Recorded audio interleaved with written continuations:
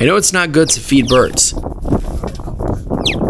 but these ones have lived here for 100 years, so I don't think I'm exactly messing up the ecosystem.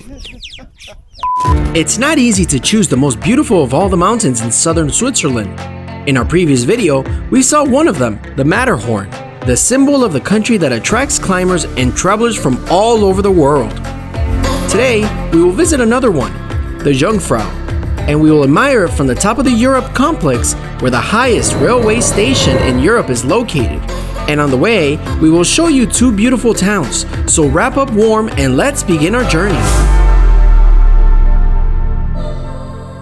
We've had to stop in Hochten because one of the priceless things about Switzerland is that you can stop anywhere on the road and see stunning scenery.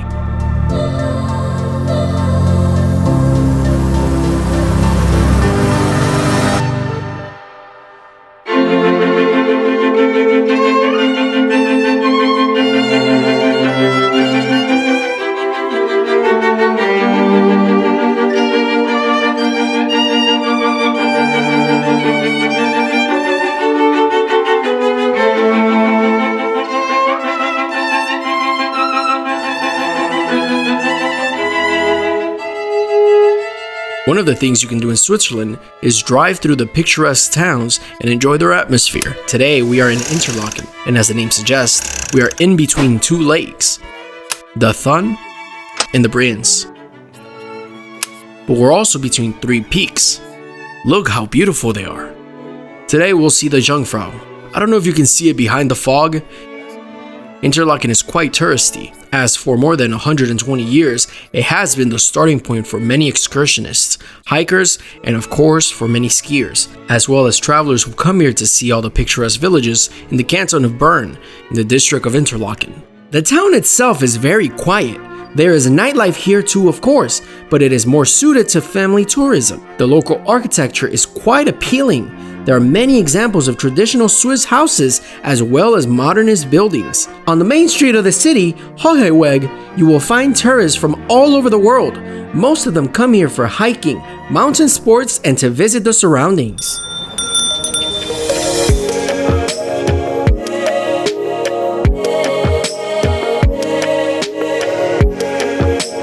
Many people stop in Interlaken to begin their ascent to the Jungfrau Massif and its three main peaks, the Jungfrau, which means virgin, the Eiger, which means ogre, and the Monk, which means monk.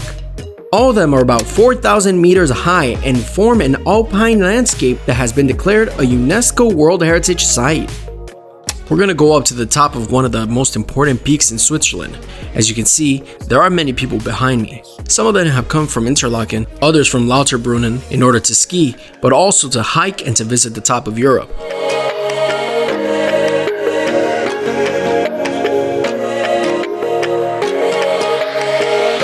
There are two ways to get to Jungfrau, from Lauterbrunnen or from Grindelwald. Both of them are about 25 minutes away from Interlaken. Both villages are worth a visit. We started our ascent from Grindelwald in order to spend more time in Lauterbrunnen on the way back. Here there are two options, the train to Klein-Schiedegg or even a better option, the Eiger Express. These caverns are truly impressive with their huge windows. We already took a similar one in the previous video about the Matterhorn. And now we're going up to Jungfrau. We're here with some tourists and it seems they are riding in a cable car for the first time, so they are a bit scared. The truth is that this almost 360-degree panoramic view leaves no one indifferent.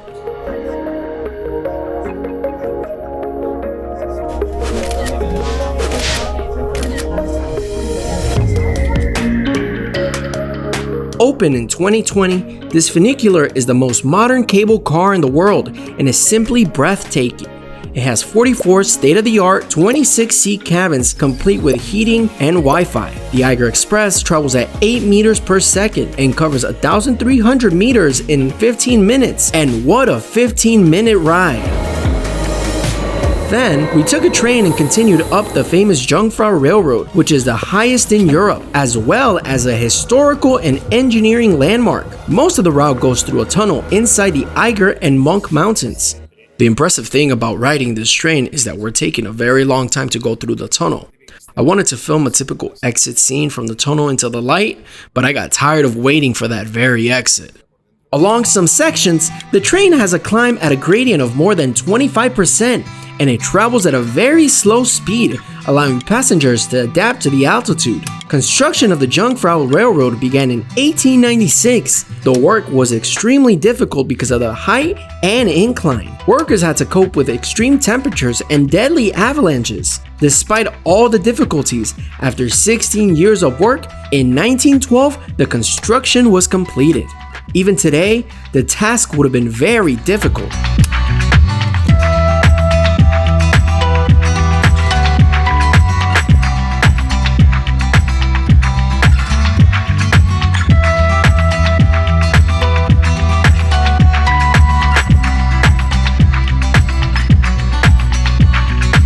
The top of Europe is a tourist complex located next to the Jungfrau, about 600 meters below its three peaks. Upon arrival, you find yourself in a room full of screens on which different perspectives of these mountains are projected.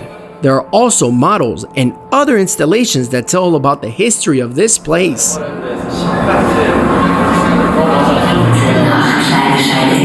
Lauterbrunnen, Grindelwald und Interlaken.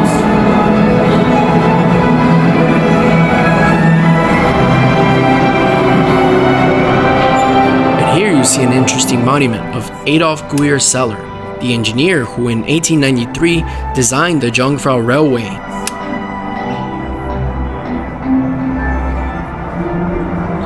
And there are also engraved notes from him. Visually, this memorial is very unusual.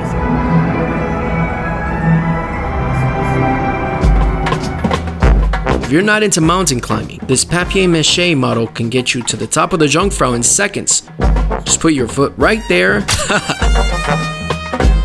No way. Look at this awesome exposition. Here you can see the old station and the hotel, part of which burned down in a big fire. It's not exactly a museum, of course, but here you can get a feel for the spirit of the place. Of course, it's not bad to get a general idea, but after seeing these mountains on screens, we were anxious to see them with our own eyes. The main attraction of the top of Europe is the Sphinx observation deck. Here, in addition to tourists and ravens, you will find the scientific observatory, a telescope, a weather station, and a breathtaking view. We are at 3,571 meters and have a panoramic view of these three peaks and the Aletsch Glacier, the longest glacier in the Alps. Just look at this view before us and how lucky we are to have a sunny weather today.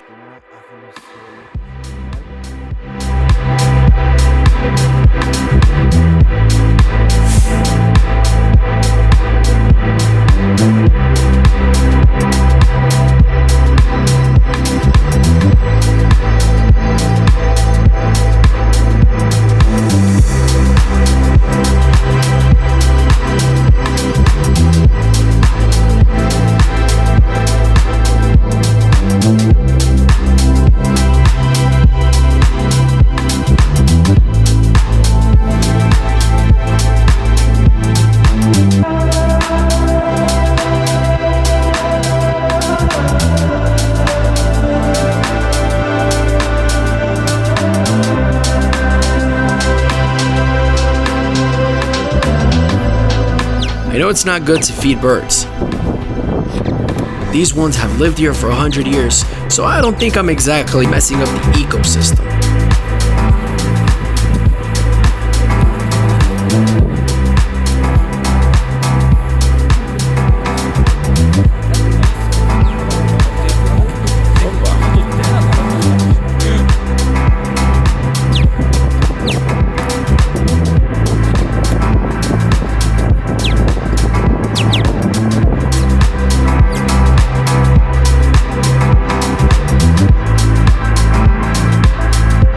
At the top of Europe, you can also visit several tunnels cut into ice and admire the ice sculptures. The place is very pleasant and it gives a somewhat more natural impression than the one we saw in Zermatt, but you have to be very careful with the ground.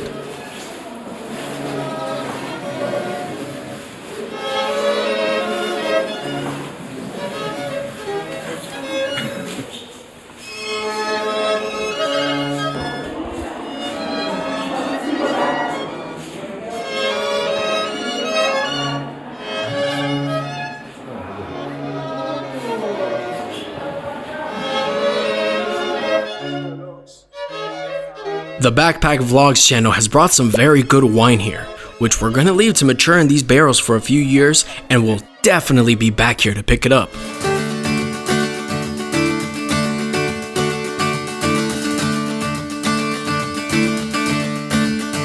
There are other interesting activities you can do at the top of Europe. From spring to mid-autumn, there is a recreation area where you can go ziplining, tobogganing, or skiing, and visit the highest hut in Europe, located 45 minutes from the Jungfrau station. What you can do here all year round is relax, eat, and go shopping. And, of course, the Swiss are experts in tempting shopaholic tourists. Look how skillfully they lure everyone with cheeses, mulled wine, and chocolate. Look how groovy they always decorate everything. This Lindt store is a real find. We are experts at searching and finding the best places. We've come to this restaurant for lunch, and look at the view from here. The best view of the Jungfrau. Well, in the end, on the recommendation of the chef, I've chosen curry, which he said they make 50 kilograms of every day. With so many tourists from Pakistan and India, it's no surprise. The second viewing area is the plateau, which offers another perspective of the glacier and the beautiful Jungfrau.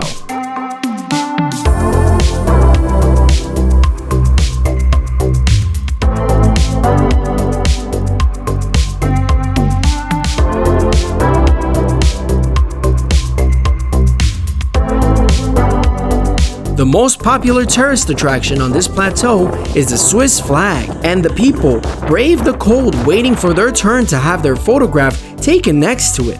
Fascinated by the views and sad that we can't stay to admire this beauty for a few more hours, we headed back down and drove to one of the most beautiful villages in Switzerland. Lauterbrunnen is located in a valley surrounded by high mountains and impressive waterfalls. Here you get the feeling that you're walking through a giant canyon on some distant planet. In summer, of course, the valley looks very different. It is very lush and filled with the sound of water cascading down the more than 70 waterfalls, some of which reach almost 300 meters in height.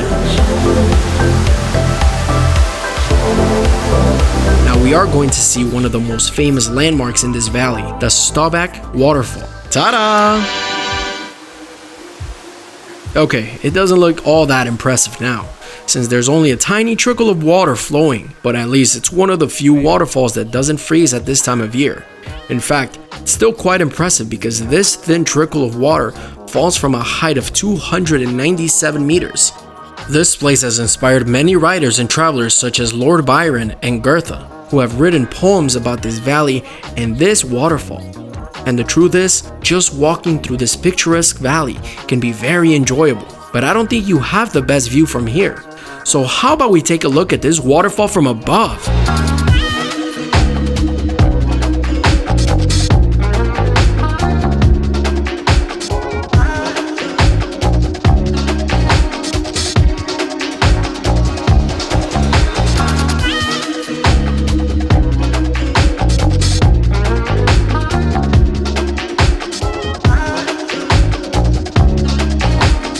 Lauterbrunnen is a village that began to fascinate climbers and adventurers back in the mid-19th century, and in recent years, it has been attracting a lot of tourists thanks to its popularity on social media. Without a doubt, it's a perfect place to end our trip through the Alps. Look who's come out to greet us. My goodness, look how fat they are.